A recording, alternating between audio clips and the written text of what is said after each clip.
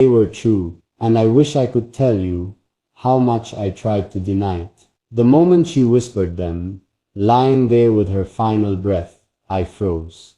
Because I didn't want to believe her. I didn't want to accept that her last words, her final warning, were all about you. But wait. Don't think you know the full story yet. This isn't as simple as her saying be careful. No, it was deeper, sharper, something that cut into me like a blade. And the strangest part, every day since then, I've seen signs that she was right. Imagine this, the person you love, the one you trust, the one you let into your world, being the exact person your mother spent her last breath warning you about. Would you listen to her, or would you fight against it? Blinded by love, the way I did. I wanted to believe you were different. I told myself she was only afraid, that her dying words came from worry, not truth. But then, one by one, things started to match what she said. The lies you tried to cover, the secrets you thought I wouldn't see, the changes in your tone when certain questions were asked, and every single one of them lined up with her warning. What if I told you that her words weren't just about your actions, but about your nature, about who you truly are beneath the mask you wear? So now I'm left asking myself, was she trying to save me, or was she trying to prepare me for the pain I'm in right now? She didn't just say your name. She said something so haunting that it keeps echoing in my head even now. Her voice was weak, her breath shallow, but her words carried a weight I couldn't ignore. She looked at me and whispered, "Don't let them take your soul." And the moment she said it, I knew exactly who she was talking about. At first I brushed it off. I told myself she was confused, that her mind was clouded, but no. Her eyes were clear, her gaze was steady. She wasn't fading into dreams, she was sharp, and she meant every word. How do you ignore dying words, spoken with such certainty? Days passed, and I clung to denial. I told myself you were my safe place, my answer, my future. But then the cracks began to show. The little moments where your smile didn't match your words. The times you avoided eye contact when I asked simple questions. The way your promises always sounded perfect, yet something in my heart told me they were too perfect to be true. And then it hit me. My mother didn't say, "Don't let them break you." She didn't say, "Don't let them hurt you." She said, "Don't let them take your soul." And that means something deeper, something far more dangerous. What if her words weren't about physical harm at all?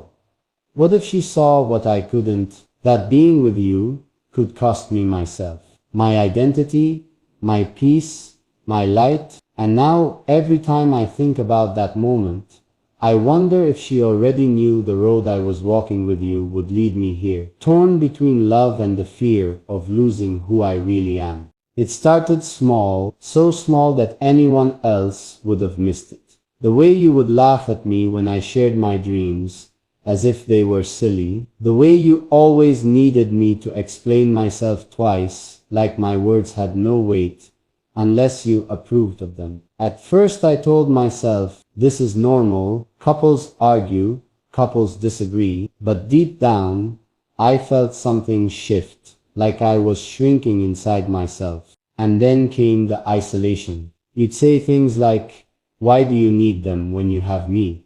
At first, it sounded sweet, even protective. But slowly, I realized those words weren't about love. They were about control. Every time I gave in, a part of me disappeared. And that's when my mother's warning came back louder than ever. Don't let them take your soul. Because what does it really mean to lose your soul?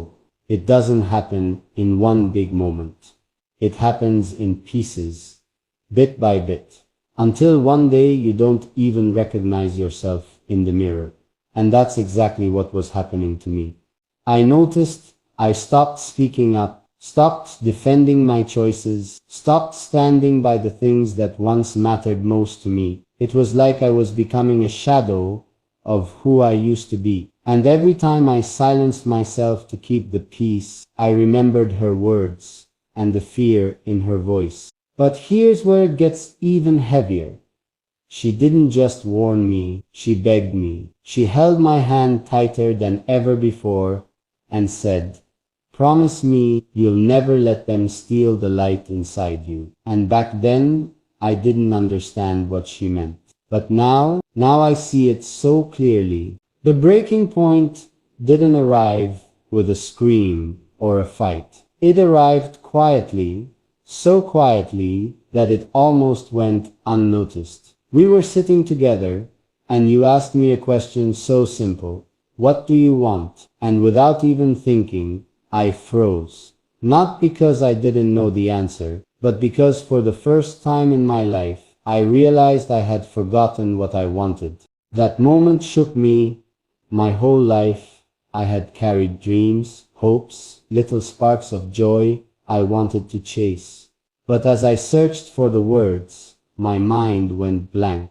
It was like my desires had been buried so deep under your expectations, your rules, your conditions, that they no longer belonged to me. And right then, my mother's words came rushing back. Her voice echoed in my chest, whispering, "Don't let them take your soul." I looked at you, and I saw it.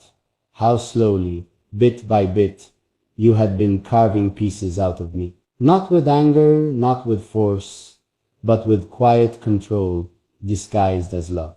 The way you would guilt me into silence. The way you would smile when I bent to your will.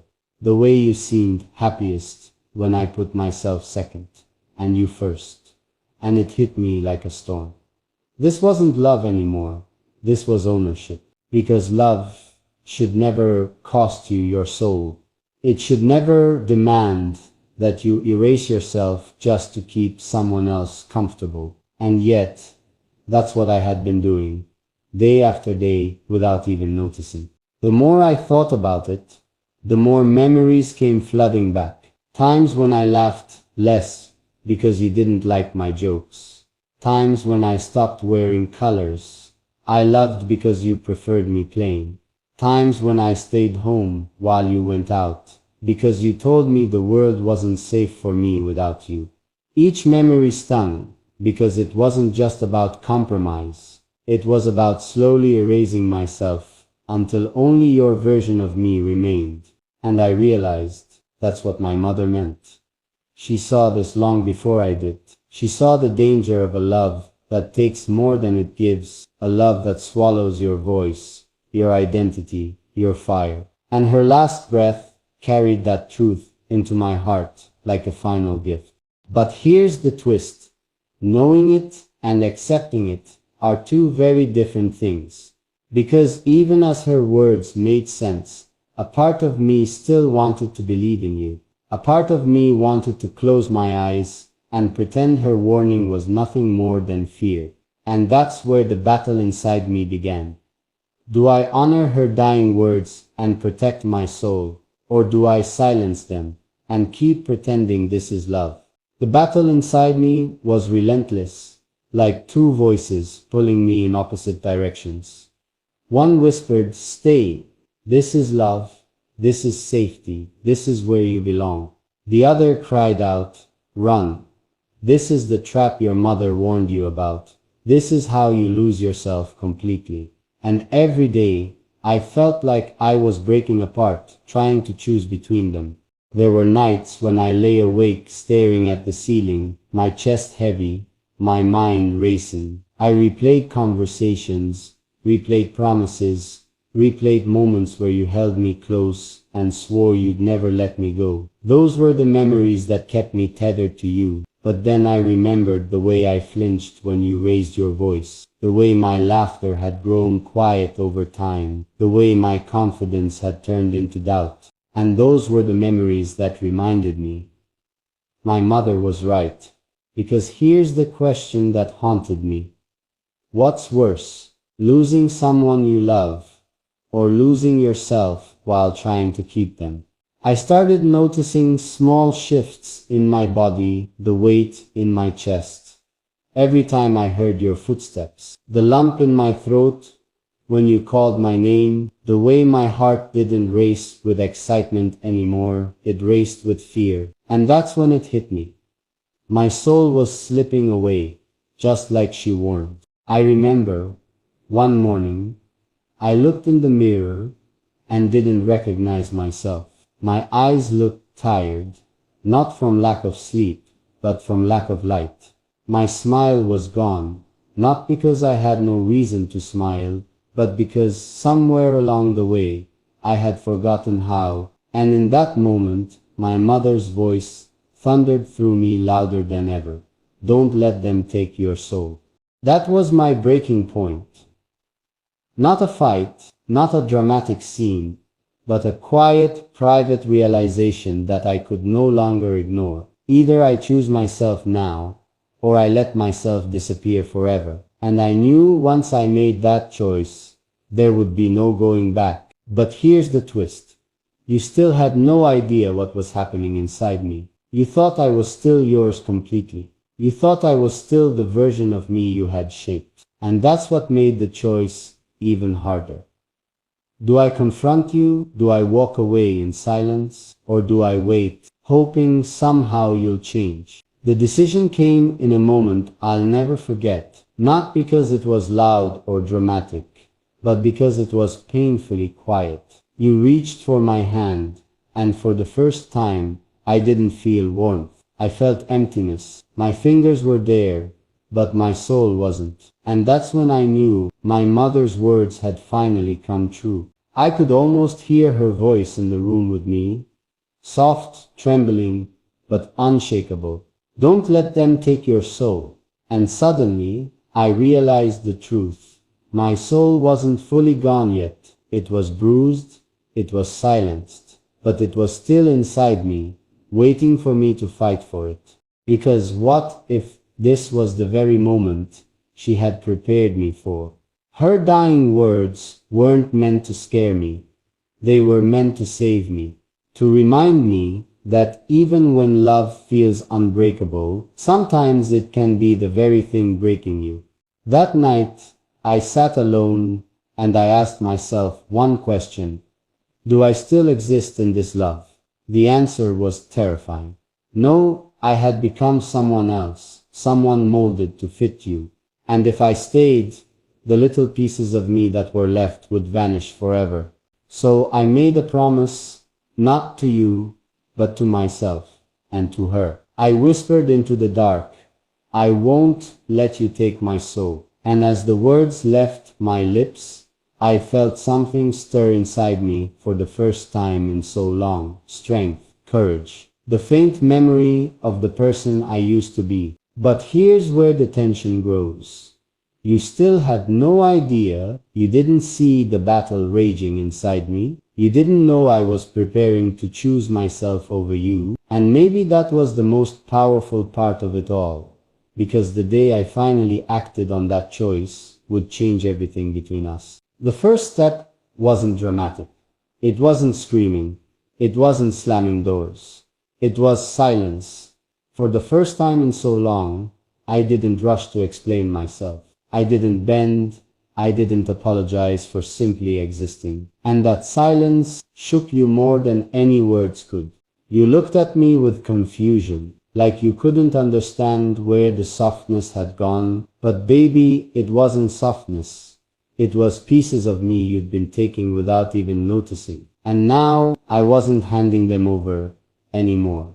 Because silence is powerful. When someone who always gave stops giving. When someone who always bent stands straight. When someone who always said yes finally says nothing at all. Suddenly the entire balance shifts. And you felt that shift, didn't you? You saw it in my eyes, the way I was no longer begging for your approval. That night, I remembered my mother's words again. But this time they didn't sound like a warning. They sounded like victory. Don't let them take your soul. And for the first time, I felt like maybe, just maybe, I was keeping that promise. But here's where the story twists. Because when I finally stood my ground, I expected you to let me go. Instead, you clung harder. You asked questions you never asked before. You reached in ways you had never tried. And for a moment, I almost believed you had changed. Almost, because the truth was clear. Change doesn't come from fear of losing control. It comes from love, and what you wanted wasn't love. It was power. That realization hit me harder than anything else. And baby, once I saw that, there was no going back.